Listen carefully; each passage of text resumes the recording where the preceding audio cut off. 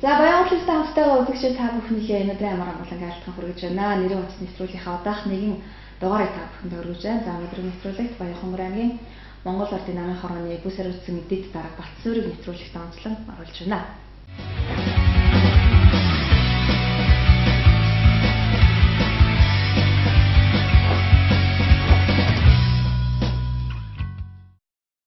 За нэвтрүүлгийн урилгыг хүлээж авсан гэдэг танд баярлалаа юуны юм. Баярлалаа. Сайхан үзэж байна та. Сайхан үзэж байна. Тэгээд өнөөдөр бас нэрийн үзэгсэн нэвтрүүлэгтээ оролцуулж чамд их баярлалаа. Тэгээд нэвтрүүлгийнхаа юутай холбогдуулаад, нэртэй холбогдуулаад би шууд нэрийнхээ утсыг хатуулъя. За баярлалаа. Баянгуулын аймгийн Монгол Ардын намын хорооны хангаан бүсээр үтсэн дэд дарга Батцуур. Таны хувьд яг анхлан хэдэн онд нэрийн утастай болж ямар албан тушаалаар ямар мессежээр очиод нэрийн утастай болж ирсэн бэ? За анхны нэрийн утас хэлүүлсэн он бол 2005 он. 2005 онд Баатхан сумын иргэдийн төлөөлөлтийн хурлын дараа томилогдоод одоо нэрийн утас хэлүүлж ангуудаа нэрийн утасаа тараажсэн. Ийм төвтэй. За одоо 2005-аас 2016 онд гэхэд энэ хооронд нэрийн утасаа хичнээн дахин шинчилсэн байна. Ойролцоогоор хэдий тооны хүнд бас гартуулсан байна.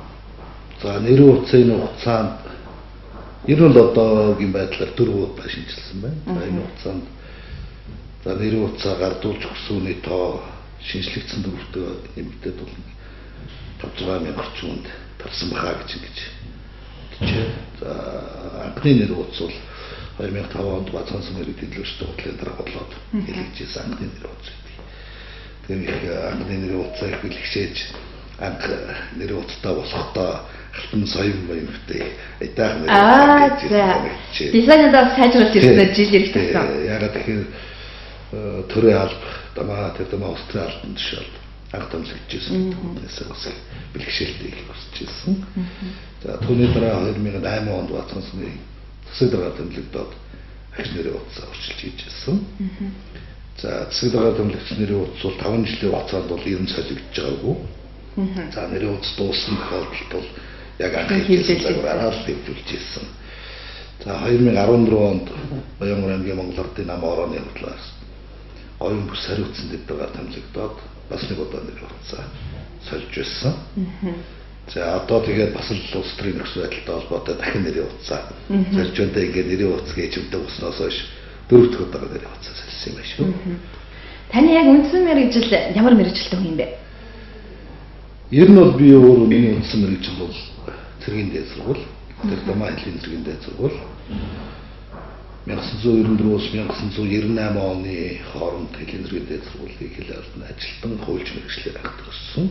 Үндсэн мэргэжил маань бол одоо цэргийн мэргэжилтэй юм байна. Цэрэг цаадагийн мэргэжилтэй, хуульч мэргэжилтэй хүн ер нь их тийм амьдралд ойрхон альва юмд их тийм сөхрөөд байдаггүй хатчлцыг бас өөртөө бий болгож авдаг юм шиг санагдаад байдгийг надад. Ер нь хүний хүмүүжил, төлөвшил бол эцгээс гэр орноос багын хүмүүжилтэй гэж ярьдаг. За тэр дамаа дээрээс нэр хүнийг дамаа ирчүүдийг бол цэрэг, эрцэрэг ир болгодог. Би энэ төр бол төлөвс байдаг. Ягаад гэвэл цэргийн алба хаасан ир хүний чанар мөс хатуужил шал өргөсөн байдаг. Би бол одоо хувцас зэрэг албаагаад хувцас зэрэг албанаас цэргийн дээд сургуульд явж ирсэн. Цэргийн дээд сургууль 4 жил сурсан. За мөн төгсөөд одоо элийн зэрэгтэй 8 оноос хойш 2004 онд салбарын захирагч хэл албаны ахлах ажилтан зэрэг амжилт багсаж ирсэн.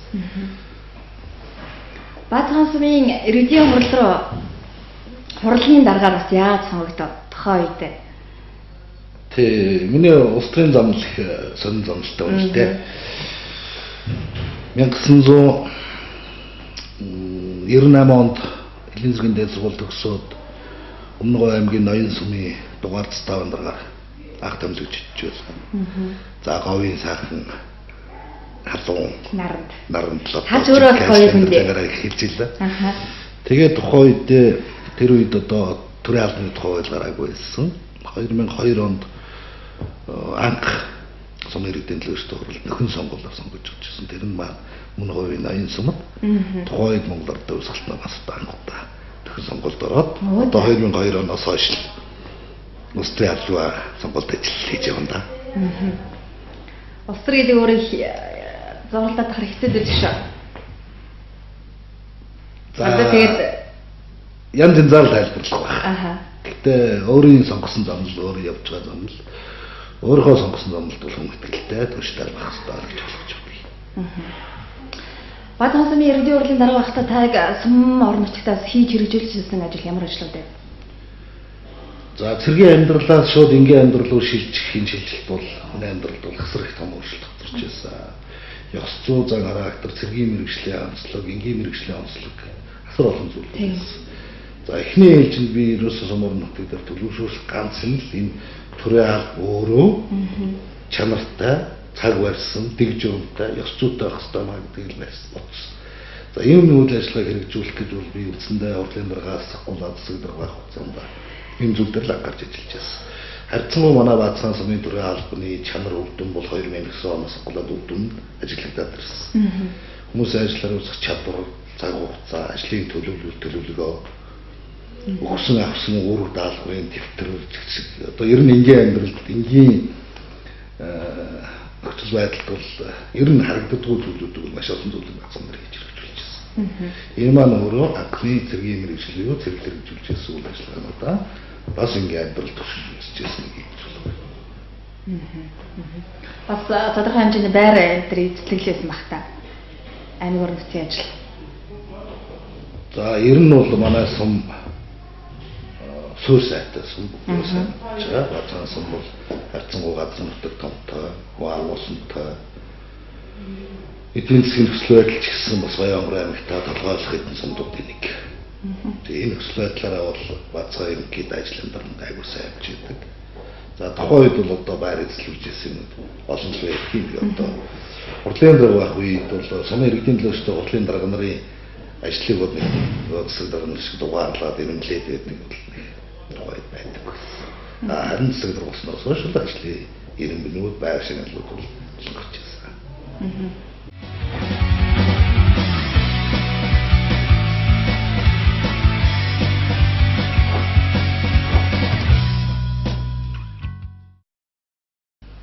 Гэр бүлийн хавны танилцуулахгүй юу?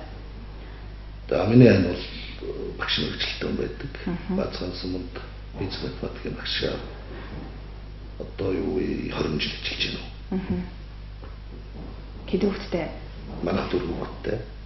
3 охинтой, 1 банттай. 1 банттай. Ер нь та ах トゥ хэдүүлээ? Эцгээс бид нар зургуулаа. За дээр 2 ихтэй, дороо 3 эмэгтэй дүүтэй, айлын ганцтай. Та нарыг ер нь аав ээж чинь тухайн цаг үед ямар хөө арга барилаар хүмүүжүүлж байсан? За бидний үеийн хүмүүжил бол одоо үеийн хүмүүжилтэй бол төсөөр. За. Бидний үеийн хүмүүжил бол ерөөсөө л ганцхан хүмүүжил байсан гэж би ойлгохгүй. За. Тэгж босохгүй, ингэж босохгүй гэсэн ийм юм дээр их баригддаг байсан да. Аав ээж минь хэлж байгаа зөвлөгөөч гэсэн биднийг сугаж хүмүүжлэхтэй өртөлдөг байсан. Ханаас даавар юмнаас үзүүлж болохгүй тийм ээ. Багш нарын хаавын саар хэвээр гоцоо сайхан зүрх өмсөх хэвээр хэрэгтэй явж болохгүй хүмүүстэй ажиллахгүй. Бидний сургууль дээр ч одоо сургууль руу ороход хүмүүс үздэг. Бас ургацсан байх юм бол оруулахгүй. Сэлсүүч. Тэгээд тухайд одоо халимаг тавина гэдэг бол их том байсан. Дунд ангид орж иж халимаг тавьдаг хэрэгтэй болдог гэсэн. За. Тэгэл жоох сургууль өстэй байна гээл. Жишээ нь ерөөсөө тийм ёс зүй төлөвшлөл эндээс л эхэлчихсэн баг гэж байна. Зөв хүмүүжил. Өөр. Тийм л дээ зөв хүмүүжил. Тухай одоо тэгээ та нарыг хүүхэд байх үеийн одоо хувцлалт форум ямар өмсдөг байсан? Яаж гангардаг байсан? Тэгээ бидний үчийн хилэн форум байл та. За. Цагаан цахтай цахны даавга сольдог. Өдөр болгох 7 хоногт нэг удаа яа. Цагаан даав цах ер нь банд нар тэгээ сумын орчин тийм ээ тоошроо ер нь солио шүү өдөр болгоно. Хичээлээсээ дарж ирэл өдөр цахныхаа даавыг хамгийн түрүүнд тайлж угаагаад эндүүлээд маргааш шиг хөдлөө хичээл бэлддэг байлаа. Хичээлээс ирээд өрөөс эхний ээлж ажил бол даалгавраа хийгээд цахныхаа даавгаа тавиад форма үлгий тавиад дараагийнх ажилд ордог гэсэн. байсан. Энэ л энэ сүлдээ хөвцөн ажилласан шүү. Тэгээ бид нарыг байгууч бас гастуг гэж зүйл байлаа. Гастуг маань бас амархан хэртэн гастуг цахны даваа хэрэг их бааж гисэн дээ. Ер нь одоо таны үеийн эцэг эхчүүд хүүхдээ хүмүүжүүлдэг арга барлаас өнөө иш шал болчихжээ. Бүх юм одоо ингээд хүүхдээ бүх юмд ингээд инхри байх гад нандинах гад тэр нь өөрөө их тийм эмзэг болгоод байгаа юм шиг тийм санагддаг л да. Магадгүй зүгээр танд тиймэрхүү бодол төрдөг. Бид одоо ийм гараар хүмүүжижсэн. Тэгэхэд одоо болохоор зэрэг бүр ихвээ болоод байдаг. Одоо харьцангуй айлуудын хүүхдийн тоо зөөрсөнтэй холбоотой гэж. Тэгээд одоо мэдээлэл бол тэрнийхээс өөрчлөлт. За бидний үеийн 6 хүүхдтэй айлмал ч юм уу тийм зөв хүүхдтэй айлууд байсан. Тийм үү? Ер нь л манай найзууд таар өрөөс манай ангийнх ингээд бодоход ер нь л олон хүүхдтэй айл хүүхдүүд байсан шүү дээ. Тэгээд тэр олон хүүхдүүдийг одоо бүгдийг эрхлүүлэх бас тийм ер нь тэр үед тэр хүүхд эрхлүүлдэг зан гэж байгаагүй хаа. Би л одоо их айлын нанд хүүхдээс санаад байдгийг. Айлын ганц байна тэгэл ер нь л болов аав гандагчих гэдэг юм байсан. Тэгтэл одоо нэг хүүхдүүд чинь ингэж эрхэлдэг гэсэн. Тэр нийгэм нь тухайн хүмүүсийн онцлогч байсан. Та одоо хүүхдүүдээ ямар хөө байдлаар хүмүүжүүлж чинь тэгээ. За ер нь бас эрхлүүлчих гээл байгаа шүү. Нийгмийнхаа ийм цаг байдлыг дагалаа. Эсэр юм байна. Тэгээ одооны хүүхдүүдийн ухамсар ухаан аюул шал болсон. Харьцуулахад ямар орчинтой харьцаж байгаа харьцаа, дэлхийдээ харьцаж байгаа харьцаа тэр л одооны хүүхдүүд бол бидний үеийн хүүхдүүд шал болсон шүү дээ. Улс төрд залуу үед шинэ үед авлагаа орж ирэх ёстой гэж залуучууд маань үздэг. Дунд дэргэм насныхан болохоор зэрэг эд хийж бүтээх нас яваад байдаг. Болохоор зэрэг зарим үедээ болохоор зэрэг энэ одоо улс төрд хийдгээ хийцэн, эддгээ эдцэн хүмүүс байгаад байх юм аа. Бид нар яваач гэсэн ийм үзэл хандлагууд яваад байдаг л та. Таны тал дээр юу нэмэх вэ? Суртай байдаг. Улс төр өөрөө бол би 3 үйлдэл байх хэрэгтэй. Залуучууд нь дунд үеийн нийт хийжүүдэх насныхан хамтууд тэгээд хамтууд маань өдөө зөвлөгөө өгөх ёстой, сурах ёстой тийм ээ. Бид нар тэднийг үгийн сонсож ажил амьдралдаа тусгаж явах ёстой. За эд хийж бүтээхснийхэн буюу дунд дэргийнхэн гэж яриад байдаг.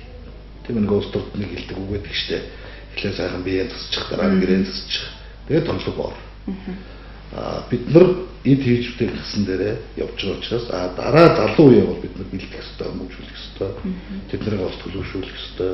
Ажил амьдралын зах зээл дээр болох ёстой. Энэ бол ерөөсөө улс төрд явдаг зарчим.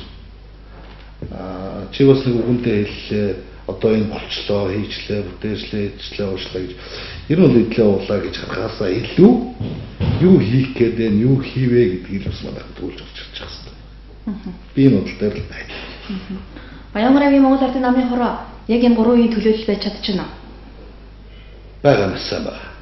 Би энэ дөр бол одоо үндсэндээ одоо англиад үзэх юм бол манай намын залуучууд бол нор байна. Би бол одоо хувьлаад үзэх юм бол манай намын гişүүд нэг 50 орчим би залуучууд байгаа гэж ойлгож байгаа. За нэг 30 орчим хувь нь бол дунд үеийнхэн. За нэг 20 орчим хувь нь хамтууд байна. Тэгэхээр манай нам бол хэсрэх залуучж байгаа шинжлэгдэж байгаа. Ийм л.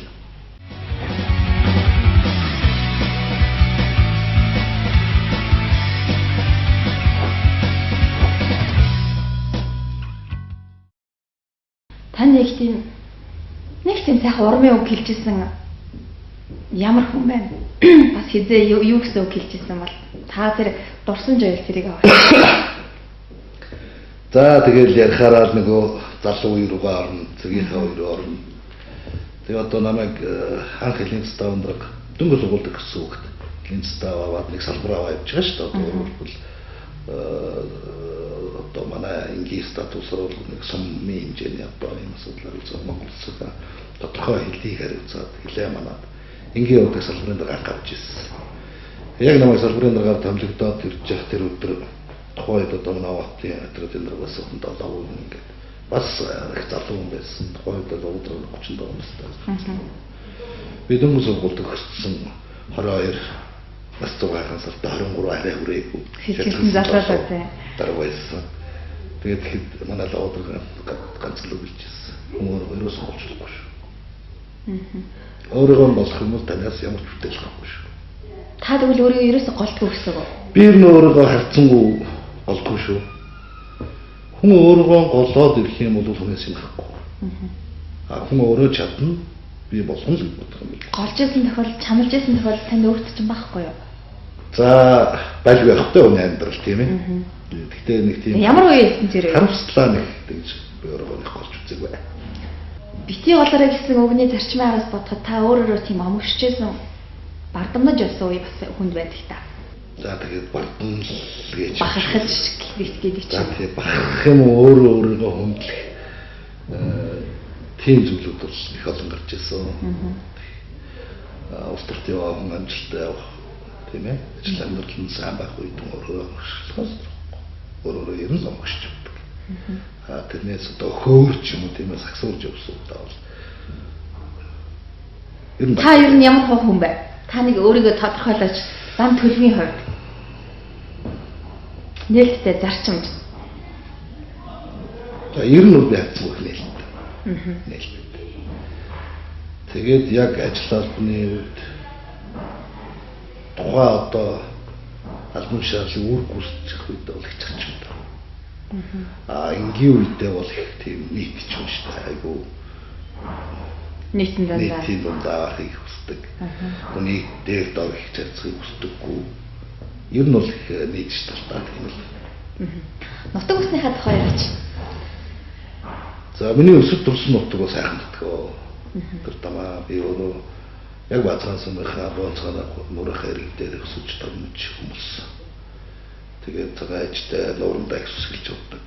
Нутгийн хоолнд ихсэлж уддаг. Миний ажил амьдралын дараа сайхан байх бүхэл асуудлыг миний бацааны автан дэмжиж тусалж явж байсан. Өөрөөр хэлбэл би 2005 онд бацаасан мэрэгчлэлд төлөвлөсөн дараа 2008 онд бацаасан мэрэгчлэлд сая 12 онд дахиж сумынхаа цэцэд гаргасан. Тэгээ энэ удаагийн юунд бол одоо 3 удаа зураг хэрэгтээ төлөвлөсөн гутж ажиллаад нушаалыг байнга хийж явна гэдэг нь ард түмний итгэл сэтгэлээ. Би бацааныхаа ард түмэн бол намайг хүмүүжүүлсэн, төлөвшүүлсэн, намайг эдийн зэрэгтэй болсон ард түмэн бол миний нутгийн ард түмэн гэж байна. Миний нутгийн уулс хангаад төсний бай. Би өөртөө явах гэж боддог ард түмэн дээр явах. 2012 онд та Цэдраар сонгогдчихоо тэгээ яагаад хийгээгүй бэ? Энэ ажлаа. За бас л нэг улс төрийн нөхцөл байдал орж ирлээ.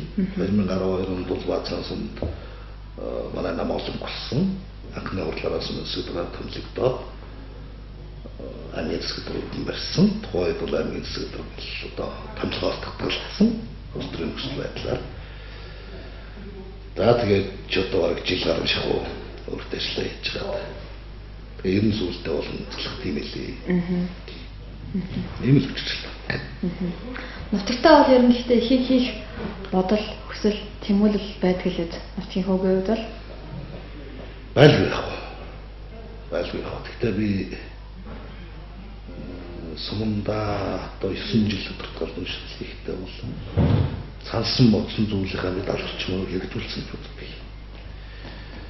Бацаан сумдаа залууч байж хайцангуй итгэвтэй ажилладаг байсан. Бидний үед бол одоо төсөв өндөрлөлттэй. Өөрөөр хэлбэл 2009 онд одоогийн хямрал шиг биш дэлхийн эдийн засгийн хямрал болчихсон.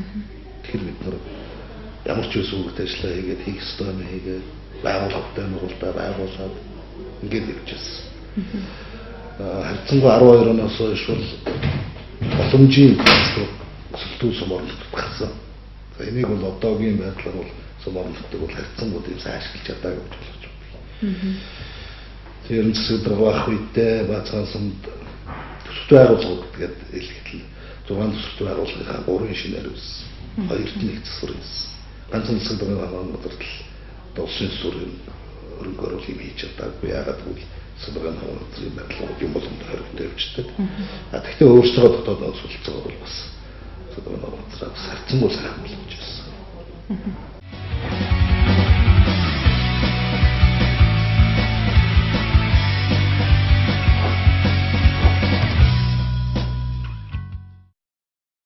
Таныг ч нэг гэрт амир хоббитэй гэж сонслоо да. Монгол гэрт. За тэр нь анх гэр уулахдаа миний аав гэр барьж ичсэн бид. Тэгээ хоёулаа гэртээ амьдарч явж байгаад 98 онд манайх ч өмнөөр болсон шүү дээ. Тэгээд говь зэргийн газрууд нэг офицерууд орон сууцгээд тусдаа байдаг. Тэндээ байжгаад 2004 онд буцаж орон нутагтаа шилжиж би гэртээ амьдарсан. Тэгээд бол би нэг 10 он хүртэл амьдарсан шүү. Тэгээд ажил амьдралынхаа байдлаас болоод одоо бол Баянгар аймгийн 9-р багтаар шилжиж суушаад амьдарч байгаа. Одоо би бас 9-р баг дээр гэртээ гашаатай ингээм амьдарч байгаа. Хитэ хатаа гэр заасан байна. За одоо нэг 5 хантай гэр гэх юм уу да. Гэтэ баг 5 хант. Монгол хүн байна гэдэг ер нь үнцний тухайд та тодорхойлооч. Монгол ирхэн байх. Мөн чанар юм. Ер нь бол эрен гэхээсээ илүү монгол хүн байх юм. Яагаад монгол хүн байх юм сайн ингээ. Та нар өнөөдөр монгол шиг сайхан орон аваад тайв, айв тийм ээ. Хөдөөтэй гадаад хаач гэсэн хүн өнөөдөр хичээлүүдэд дураараад гэж болж байна. Монгол улсад. Ер нь дэлхийн олон оронд дуулт сонсноор зарим нэг оронд нь ч өөрөө очиж үзчихлээ. Бүх юм их хязгаарлагдвал тийм ээ. Цоосоо нэг шир ордог. Хөдлөөл нэг хаалтан дээр очиод. Монгол бол үнэхээр сайхан орн. Энд бол амар тайван амьдрах бүхэл өсөл болцоо байх. Сүүлийн жилүүдэд Баянгар аймагтын бүтэц орчинтэй хөгжиж байна л. Нүдэндээ мэдээж ингээд илт бүтээн байгуулалтууд өрнжээ л доо. Одоо тухайлбал таны амьдарч байгаа 9-р багт дэд бүтэц ер нь хэрхэн ямар байдлаар хөгжиж байгаа юм шиг харагдаж байна. Хөгжил чимээг бас янз янзаар тайлбарладаг. Тэгээ миний хувьд бол хөгжил чимээг байшин барилга, удам толбоогоос илүү би үнэ хөгжлөөр нь л болж байгааг хүсдэг. Иргэд өөрснөө амар тайван аюулгүй орчинд амьдарч яаж улсын хөгжил яригдав. Тийм ээ. За 2012-оос 2016 оны хооронд бол Монгол улс одоо эцэг бүгдээр агуулсан том зээлүүд авлаа тийм ээ. Өнийг маш үргэлжлэхгүй зарлаа. Тэгээ яг энэ их хөрөнгө зарсных нь эцэст нь иргэд маань юу хаж байгаа гэдэг дээр л. Би 9-р бол харьцангуй сул өгцөн баг гэж болж ирдэг. Аймгийн төвийн хөдөөгийн багш болсон. Одоо аймгийн төвийн баг гэхэд тийм орхигдсон гэсэн үг. Өөрөөр хэлбэл өнөөдөр улс хөгжсөнтэй холбоотой өнөөдөр бүх сумдууд дээр гудууны гэрэлтүүлэхгүй сум гэж байхгүй. Хяналтын камергүй сум гэж байхгүй. Тэгэхэд одоо манай 9-р өгнө гудууны гэрэлтүүл байхгүй. Хяналтын камер байхгүй. Зүгээр нэг юм бүр одоо 90 оны одоо Баянгарын нэг гэр шиг л амьдарч байна.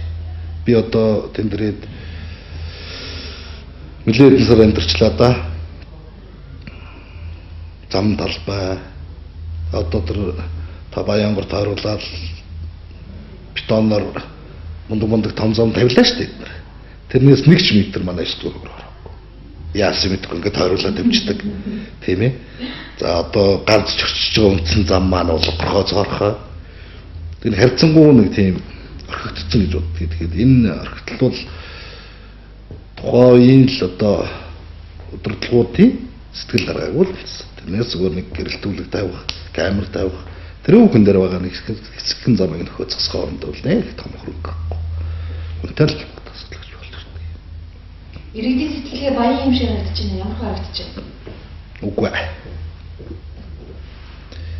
Иргэд бол одоо үнэхээр эдийн засгийн хувьд төлөвлөсөн байна. Эдийн засгийн хувьд төлөвлөд ирэхээр хүмүүсийн сэтгэлгээ өөрсдөө өөрөө хамсуулах юм чинь. Тэр хүн илүү юм гарц сэтгэж, илүү юм бүтээхээс илүү яаж би өнөөдрийнхөө юм болох вэ? Яаж өнөөдөр яаж маргааш ингээд ирэхэд л иргэд сэтгэлээ хамсуулдаг. Нөгөө би тэр нэг өгнөхийг хэлсэн шүү дээ. Эхлээд хүн хөгжиж дараа нь энэ байшин барилга гудамжны хөгжил гарч ирд юм аа. Хүн нь хөгжөөгүй, хүн нь сэтгэлгээ нь ядуугаа цагтвал мянган сайхан бүтээгээ тэр бол өршөхгүй болно. Иргэд өнөөдөр санаа зовх юмгүй л амьдрах хэрэгтэй шүү дээ. Энэ манай Монгол улсын үндсэн зорилго шүү дээ. Улс болгоны үндсэн зорилго шүү дээ. Энэ цаг утгагүй ирэх болов. Би ирнэгдэх найдаж байгаа. Найдаж байгаа. Найдаж байгаа. Хугацаа. За бүгдөө хамтраад бүгд зорио зүтгэх юм бол хугацаа орхон байна. Хамгийн гол нь бид нар хамтарч нэгдэж л явж байгаа хэрэгтэй.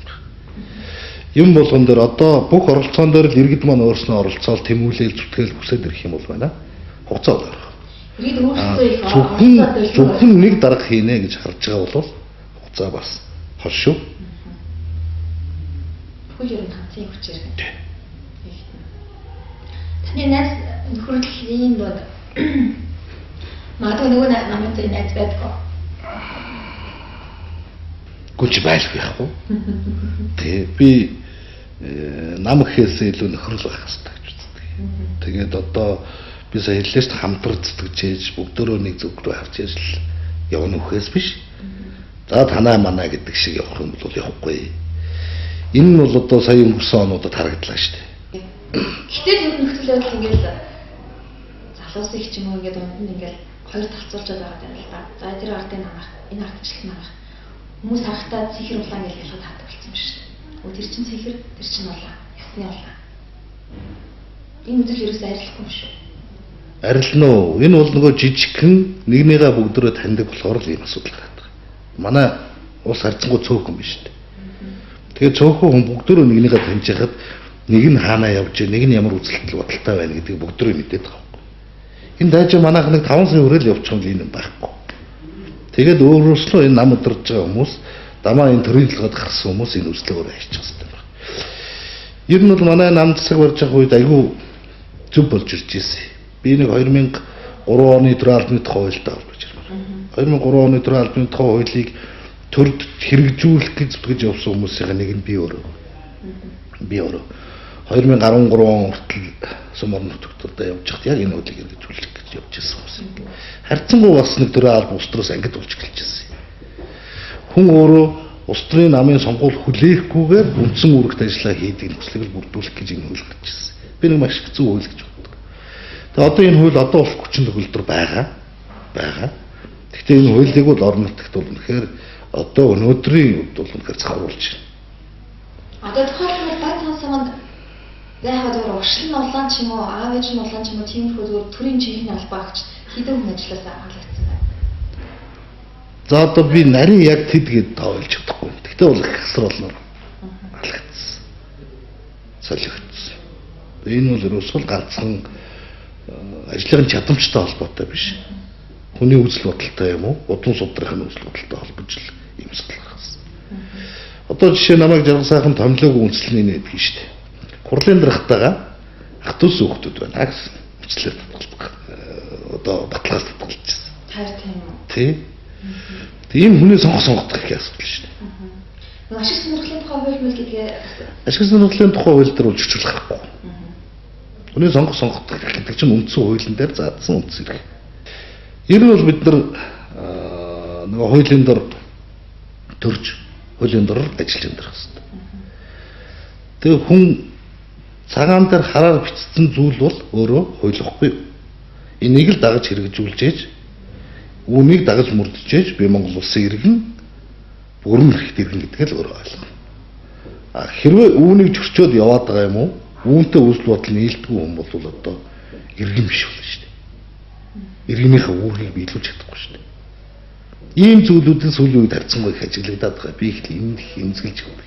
2012-оос 16 оны хооронд Баянгын Монгол Ардын намын хороо хоёр нэрсийн төлөөлөгчтэй болон цөөхөн хэр хүчтэй сөрөвч юм бэ?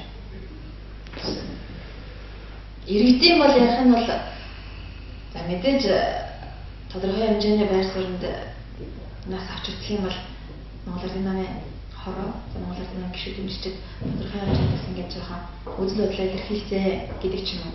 Нэг үйл нь болохоор итгэхээс сул байна. Чадамжгүй байна. Юм ярихгүй байна. Эдгээр шүүмжилдэг байр сууриа яагаад ирэхгүй юм бэ гэдэг ч юм тиймэрхүү ярьдаг байхгүй иргэд. Та нар зүгээр өөрсдөө бодлоос ямар хаваад юм. Ерөнхийдөө бол саяны 12-оос 16 оны хоорондох засаглал бол байна. Хит эрдсэн балтсан хүч төрсөн засаглал явсан. Өөрөөр хэлбэл эдгээр иргэдийг сонсох нь итгэл, иргэдийн төлөөлж байгаа хүмүүсийг сонсоо байсан шүү дээ. Тэгээ бид нар аймгийн намын бодлохоор бүхэл одоо үйл ажиллагаагаа идэвхтэй явуулахын тулд олон ажил зохион байгуулж явуулсан. Энэ маань өөрөө төр захиргааны байгууллагууд бол бүгд унж явсан. Тэгээд бид 2015 оноос эхлээд за эднэртэй нэмээ ойлголцдог юм бид нар ард түмэндээ очиж ярьж өөр л доо гэдэг. Тэр ард түмнээс сонсъё гэдэг энэ бид хамтдаа гэдэг аюул үнэлээд 14 оны төгсгөл 15 он бүтэн Баянгороо бүх сум багуудаар ажиллаж явж ажилласан. Өөрөөр хэлбэл манай Баянгор аймагч нь хөдөөгийн аймгийн төвийнхэнтэй нийлээд 104 баг өрөө шүү дээ. Энэ болгонд орж ажилласан. Энэ болгон дээр очиж бүх иргэдийнхээ санал бодлыг авсан. Энэ олон ажлуудыг зохион байгуулад энэ олон хүнтэй уулзаад явхад сайн муу сайхан муу олон санаа санаачлалууд гарч ирсэн. Бид нар бүгдийг тусгаж авсан. Үүнийгээ ч одоо 2016 оны мөрөг хөтөлбөртөө оруулаад хэрэгжүүлэх гээд хийх гэж зүтгэж байна. Иргэд нэг бүртээ уулзаж явна гэдэг даргын ширээний артлаас ажил явуулахаас өөр байх шүү. Өөр байлгүй яах вэ? 6 сарын халуунд говьд явна тийм ээ. 12 сарын хөвөтөнд хангаад явна. Хамгийн гол нь нүүр тулаад болчихсон шүү дээ, тий. Хүн болгонтойгоо бичилж уулзахыг л зорьсон. Тэгээд үнэхээр одоо газар нутаг бол агуу штэ банах чинь. Тэгээ иргэдийн маань даргаа утгаас өршмөл байдал. Бид нар бүх багууд дээр очиж уулзалтаа зохион байгуулад гэхдээ зүгээр нэг удаагийн үйл ажиллагаагаар биш. Бүр 24 цагаар яг баг дээр байгаад тэгээ яг бүтэн ажиллаа дараагийн цаг дараагийн баг руу хөтлөх жишээ нь ингэж ажилласан учраас бид нар харьцангуйс иргэдтэй их тайван болцоонд уулзсан гэж болгодог. Та ер нь хийж чадахгүй зүйлээ хүнд амлдаг уу? Үгүй. Чадах зүйлээ л үнэлэх хэрэгтэй. Чадахгүй зүйлээ хүнд амлчаад тэгээд зовлон болж явж яснаас чадахгүйгээ шууд чадахгүйгээ л хэлсэн.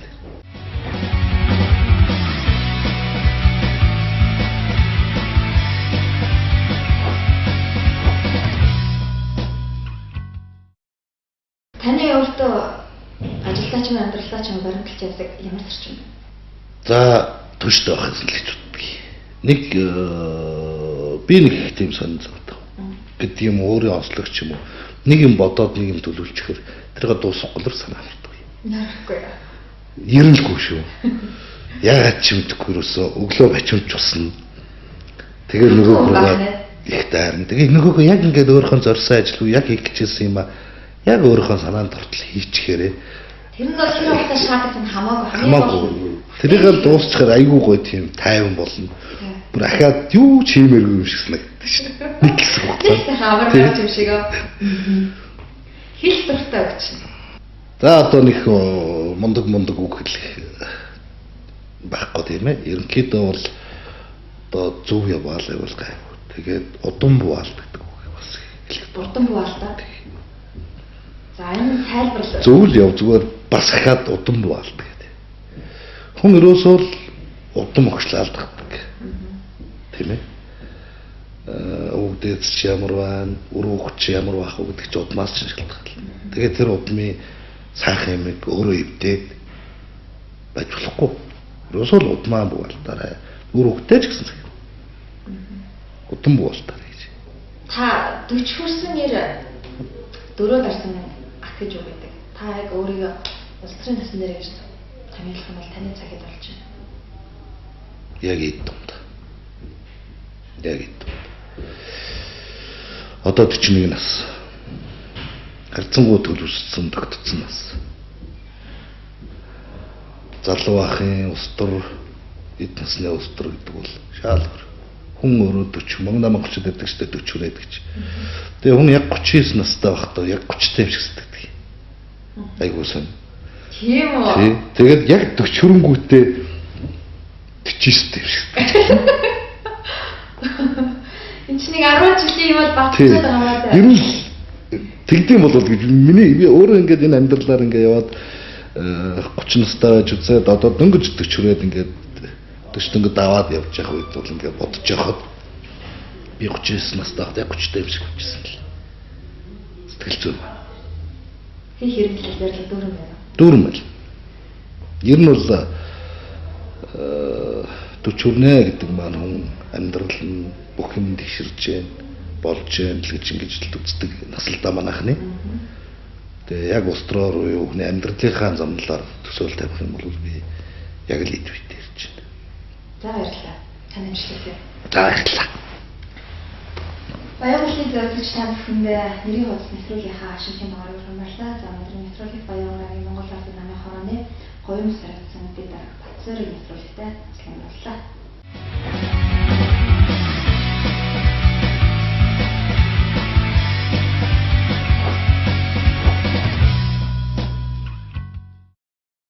Миний нэр бол Төрлөг Нутаг Баян Онгор минь.